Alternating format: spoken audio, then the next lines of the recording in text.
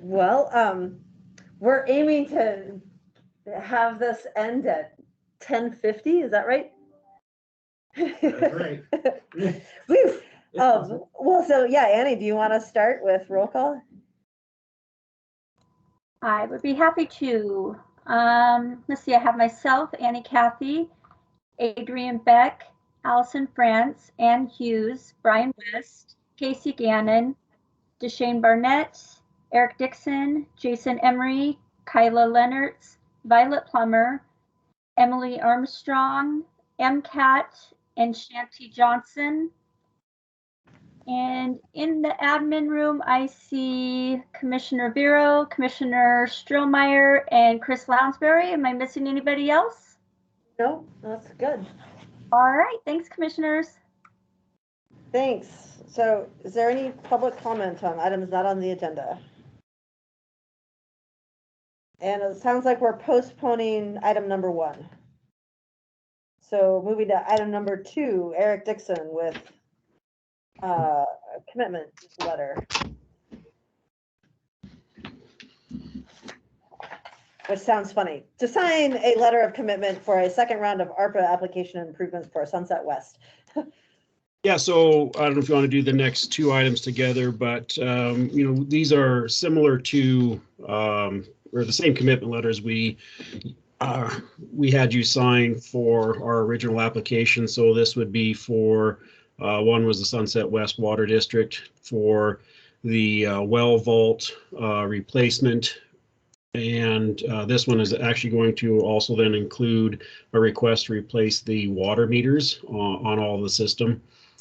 And then again for the Lolo Water District, this is just for the water main improvements with increasing capacity, but providing more reliability and redundancy within the system. Great, and these are not to be confused with involuntary commitments. Yeah, exactly. So I would move that we authorize the chair to sign both of these letters of commitment for items 2 and 3. Second, any public comment? All in favor? Aye. Thanks, Eric. Great. Thank you. Oh, I was confused. This is a much shorter agenda than I thought. Sarah Heineman. With the longest description of the Yeah, item. with the. Yeah, so for that, so Deshane, I'll be talking for Sarah today. She's actually on vacation, but what we're doing here is we are changing providers for our electronic health record system at the health department. The board actually already approved the contract with the new provider. What this is a bridge contract and termination with the current provider. And so even though what this is going to do is for this current calendar year, it's going to raise our costs just a little bit. By moving to the new provider, we're actually going to be decreasing our costs significantly over the next 5 years. And even when the team met, I didn't make it about money. I made it about what system will provide us the resources we need to optimize productivity. And they chose the new one. And so this one is just not working for us. Okay. Okay, I would move that we authorize the chair to sign the services extension agreement and termination migration agreement. Second, any public comment? All in favor? Aye. Aye, thank you. Thanks, Deshane. Thank you so much, yeah. Kyla with the Missoula Urban Transportation Board reappointment. Who's the fantastic dog in the cowboy hat? Or looks like Strohmeyer's hat. Who stole That's my my hat? I know. Hi, commissioners. I also have someone with Mountain Lion on the line as well for this appointment process. The current member, Doug Odgaard, term expired December 31st, 2021, and Sky Borden resigned, leaving a vacancy through December 31st, 2022. Doug Odgaard did submit a letter of interest to serve 1 term and is eligible for reappointment. We had 2 new applicants for the board, Chris Kennedy and Sebastian Strauss. So we have 2 appointments to fill, one 4-year term through December 31st, 2025, and then to fill the remainder of the vacant term through December 31st, 2022.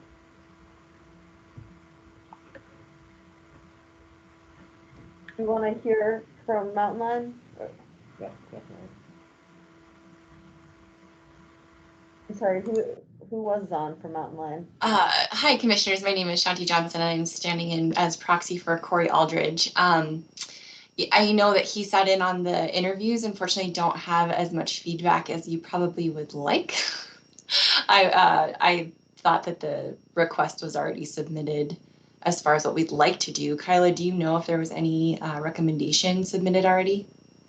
Corey hasn't submitted anything to me directly, no. I guess. Okay. I wondered about holding this item till we hear from Corey.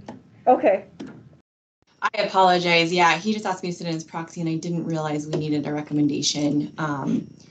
Yep, that's Well, not, you don't necessarily need one, but I think we would highly value one. Yeah.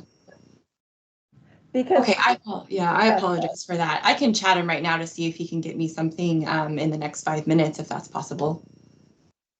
Sure, we can do that. Okay. Sure. Yeah, I apologize. I'll be right back. Thank you. 5 minutes because we're about. Oh, yeah. We're a discussion item. We should pop out. Or we Okay, can yeah, table well, if it's your preference. 5 minutes. That sounds great. Okay, thanks, Shanti. Enchanty. Correspondence, or discussion item rather, yeah. Yeah, no correspondence, but we do have a discussion item for you this morning, Commissioners, and we have Adrian, Beck, and I think Casey is on as well to help out with this. So I'll give a quick overview, and then I think Casey has a map that he can pop up on the screen for us. So as you know, Operation Shelter was headed by our incident management team, coordinated by Adrian Beck, our Office of Emergency Management Director. They went through and looked at a variety of sites, potentially for an authorized campsite, but also for a potential long-term solution for the temporary safe outdoor space that's currently off of Highway 93 South right now. As part of that process, at our last conversation about that, we talked about exploring a couple of locations, one of them being out near Port Missoula, another being up on the interstate in the area of the Missoula Cemetery.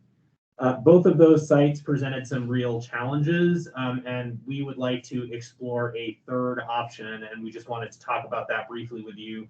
That third option is the unused piece of remainder land next to the county's donation to the Trinity Housing Project and the Missoula County Detention Facility. And so we'd like to explore that as a potential site where the temporary safe outdoor space might be able to move to after the March commitment that we currently have from the landowner off of Highway 93 South. But before we started those conversations, both with Trinity, with the Sheriff's Office, and with others in earnest, we wanted to just bring that to you and make sure, since it's county-owned land, that the commission was willing to allow us to explore that location. It obviously does have close access to services, being accessible both off Mullen Road and off of Broadway. It's close to, Mountain Lion bus service runs in that area, as well as being on one of the major transportation corridors. Where's as well. the closest Mountain Lion stop? There is actually a Mountain Lion stop along Mullen Road at the detention facility because of the pre-release center. Okay. And then there's a Broadway stop that's about maybe half a block to what would be the west of that location. On that side of Broadway? On that side Okay. of Broadway. It's between, and I always get this wrong because it's not Brett's that's there for the RVs. Oh, but it's between the RV dealership, whose name is escaping me at this particular moment, and the architectural firm close up to Palmer. There's actually a sheltered Mountain Lion stop. So it's Okay. just maybe a half a block to a block to the west of that location on that side of the road. So there's good public transportation access in that area as well. And so we think it's worth exploring that site. That's not a guarantee that that'll be the site that's developed, but while that site was identified by Operation Shelter, it wasn't what we talked about during that meeting. And so we just wanted to bring that to you before we move forward with further exploration of that site. And I think, Casey, did you have a map you could throw up that kind of shows what that piece of land? Yep, I'll like? pull that up one sec here. Thank you. Luckily, we have Casey, who's our kind of logistics guru of all these things and is able to do all kinds of fancy technological things that I am not good at.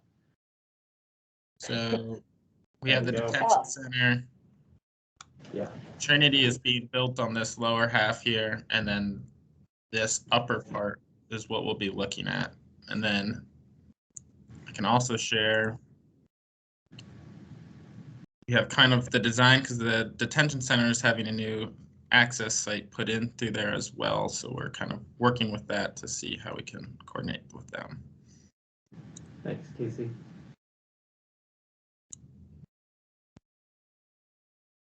There it goes.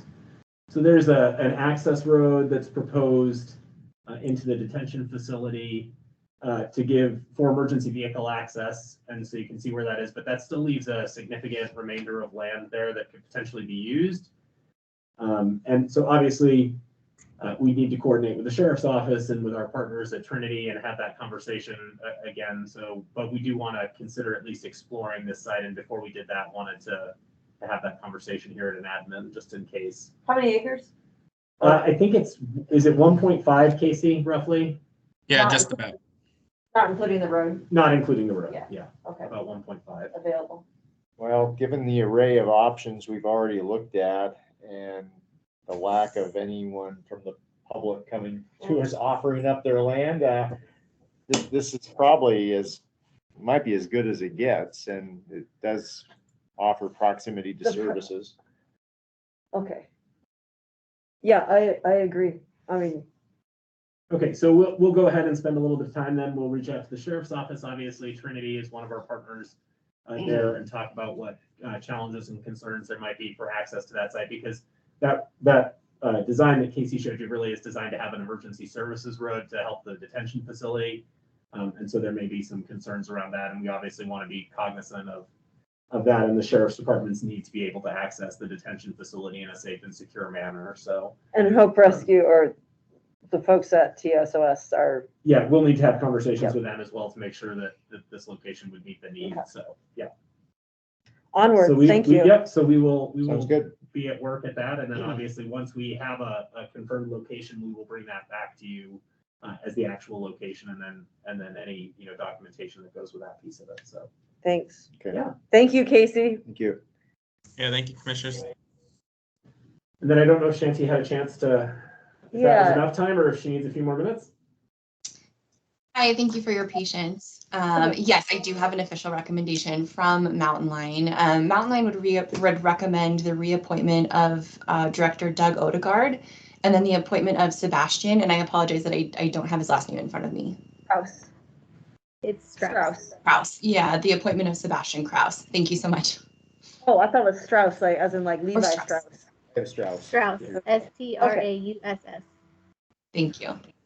Mumbling, sorry. Okay. Yeah, I thought Sebastian was a strong candidate myself. Absolutely. Brings some interesting international perspectives, I think, also, and Engineering and his interest in transportation and experience transportation professionally and as a user, and a newer citizen to Missoula County who has time and passion for being involved with the community. I think we should take advantage of him.